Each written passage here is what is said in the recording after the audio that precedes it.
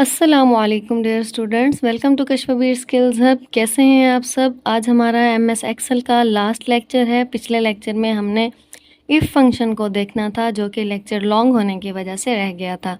तो आज के लेक्चर में हम इस फंक्शन को पहले डिस्कस करेंगे। अगर हम इफ़ फंक्शन को यूज़ करने का तरीक़ाकार देखें तो इसके 3 हिस्से होते हैं। सबसे पहले हम लिखते हैं इज़ इक्वल टू इफ़, और फिर उसके बाद ब्रैकेट लगाते हैं, और फिर ब्रैकेट में हम एक्सप्रेशन, ये वही एक्सप्रेशन है जो हम पिछले लेक्चर में डिस्कस कर चुके हैं, यानी कि लॉजिकल एक्सप्रेशन। और फिर ये तो आप पिछले लेक्चर में भी जान चुके हैं कि लॉजिकल एक्सप्रेशन या तो ट्रू वैल्यू देता है या फिर फॉल्स वैल्यू देता है। तो इस तरह अगर वो ट्रू वैल्यू दे रहा है तो यहाँ पर जो ट्रू पार्ट होगा ब्रैकेट में, हम जो कुछ भी लिखेंगे उस पर अमल करेगा और फॉल्स पार्ट को छोड़ देगा।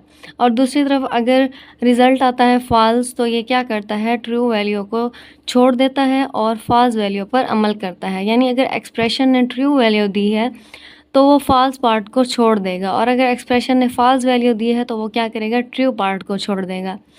यहाँ पर हम एक छोटी सी एग्जांपल देख लेते हैं कि ये फंक्शन किस तरह काम करता है। सबसे पहले हम इसका सिंटैक्स यानी कि तरीक़ाकार यहाँ पे लिख लेते हैं। यहाँ पे इज़ इक्वल टू इफ़, क्योंकि हम इफ़ फंक्शन को देख रहे हैं तो यहाँ पे हम लिखेंगे इज़ इक्वल टू इफ़, और उसके बाद ब्रैकेट स्टार्ट, और फिर इसके बाद हम यहाँ पे सेल एड्रेस डालेंगे कि फॉर एग्ज़ाम्पल A1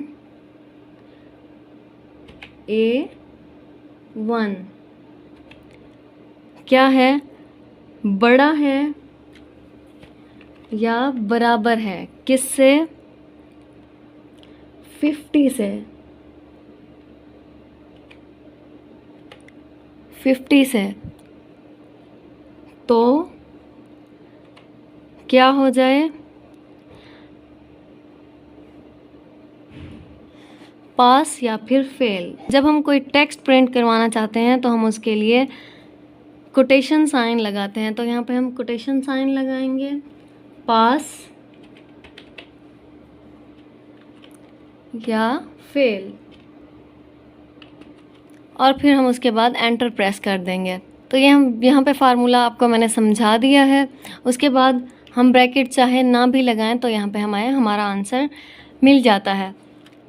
तो यहाँ पे हम अब सामने वर्कशीट पे आपको शो हो रहा होगा कि हमने कुछ वैल्यूज़ टाइप की हुई हैं। तो सबसे पहले हम इनके मार्क्स कैलकुलेट करेंगे। तो इसके लिए पहले हम इस जो हमने फार्मूला लगाया है यहाँ पे एग्जांपल के तौर पर, इसको ख़त्म कर देते हैं, और फिर उसके बाद यहाँ पे हम फार्मूला पुट करते हैं। हमने इन तीनों की वैल्यू निकालनी है, तो हम इसके लिए कौन सा फार्मूला लगाएंगे, is equal to sum bracket start, shift plus 9 की हेल्प से ब्रैकेट स्टार्ट, और फिर हम ये तीनों नंबर सिलेक्ट कर लेंगे इस तरह से, और फिर एंटर प्रेस कर देंगे। तो देखें यहाँ पे टोटल मार्क्स आ गए हैं। अब हम इन तीनों सेल्स को सिलेक्ट करेंगे, कंट्रोल प्लस डी कर देंगे। तो देखें यहाँ पे बाकी जो स्टूडेंट्स हैं उनके भी टोटल मार्क्स यहाँ पे आ चुके हैं। अब हमने क्या करना है, हमने इसकी परसेंटेज निकालनी है। तो इसकी परसेंटेज निकालने के लिए हम क्या करेंगे, is equal to total marks कौन से हैं हमारे, E3। तो हम यहाँ पे ये सेल एड्रेस डाल देते हैं और उसके बाद डिवाइडेड बाय 3 कर देते हैं। यहाँ पे हम डिवाइडेड बाय 3 क्यों कर रहे हैं, क्योंकि हमने 3 सब्जेक्ट्स की परसेंटेज निकालनी है। तो फिर एंटर प्रेस कर देंगे। तो देखें यहाँ पे परसेंटेज आ चुकी है। अब हम इन सेल्स को सिलेक्ट करेंगे और कंट्रोल प्लस डी कर देंगे। तो देखें यहाँ पे बाकी जो स्टूडेंट्स हैं उनके मार्क्स की भी परसेंटेज निकल आई है। अब यहाँ से हम डेसिमल को ख़त्म कर देते हैं। इसके बाद अब हम देखेंगे इफ़ फंक्शन को। तो इसमें हमने ये देखना है कि अगर 40 से कम है तो फेल, अगर इससे अबव हैं तो पास। इसके लिए हम फंक्शन यूज़ करके देख लेते हैं। इज़ इक्वल टू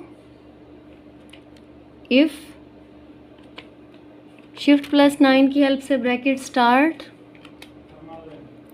और उसके बाद ये वाला सेल एड्रेस डालेंगे जिसमें परसेंटेज निकाली हुई है हमने, और फिर उसके बाद बड़ा है या बराबर है 40 के तो पास। जब हम कोई टेक्स्ट प्रिंट करते हैं तो हम उसके लिए पहले कोटेशन साइन लगाते हैं, पास या फेल और फिर एंटर प्रेस कर देंगे। तो देखें यहाँ पे हमारे पास पास आ रहा है क्योंकि यहाँ पे परसेंटेज 40 है।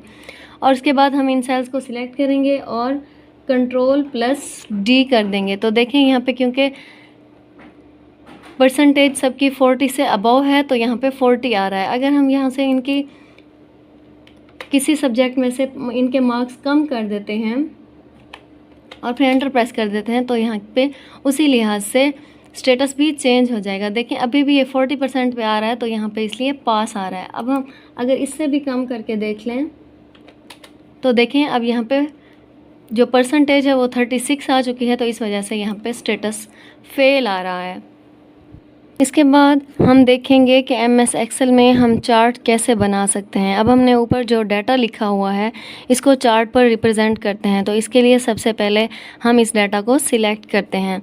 डाटा हमने ऑलरेडी सिलेक्ट किया हुआ है तो इसके लिए हम शॉर्ट की भी लगा सकते हैं। इसके लिए हम शॉर्ट की लगाएंगे Alt+F1। तो यहाँ पे देखें चार्ट शो हो गया है, जो हमारा डाटा था वो चार्ट में रिप्रेजेंट हो चुका है। और यहाँ पे राइट साइड पे chart type, change chart type का ऑप्शन शो हो रहा है। यहाँ से हम चार्ट को चेंज भी कर सकते हैं और ओके करेंगे तो देखें यहाँ पे चार्ट टाइप चेंज हो चुका है। इसके अलावा अगर कोई और चार्ट टाइप आप रखना चाहते हैं तो वो भी रख सकते हैं। सो आज का हमारा लेक्चर इतना ही था। आई होप अब आपको समझ आ गया होगा कि आप MS एक्सेल को कैसे यूज़ कर सकते हैं। प्रैक्टिस कीजिएगा। इंशाल्लाह मिलते हैं नेक्स्ट लेक्चर में। तब तक अपना ख्याल रखिएगा। अल्लाह हाफिज़।